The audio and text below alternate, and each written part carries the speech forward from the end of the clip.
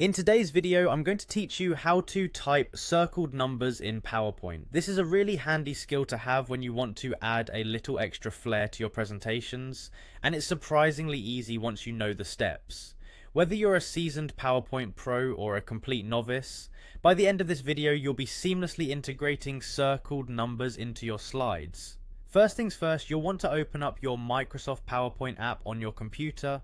PowerPoint is a part of the Microsoft Office suite, so you'll need that installed first. Once you've got PowerPoint open, navigate to the particular presentation that you're working on or create a new one if you're starting fresh. Remember, having your content planned out can make the design process more efficient.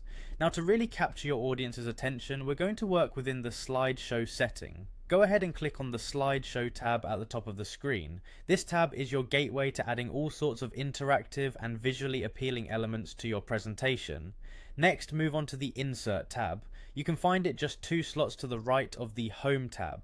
Within the Insert menu, you'll see a variety of options to add images, charts, and other graphics. For today, our focus is on shapes, so look out for the Shapes drop-down menu. Click on Shapes and browse through the selections. Out of all the available shapes, we're interested in the oval.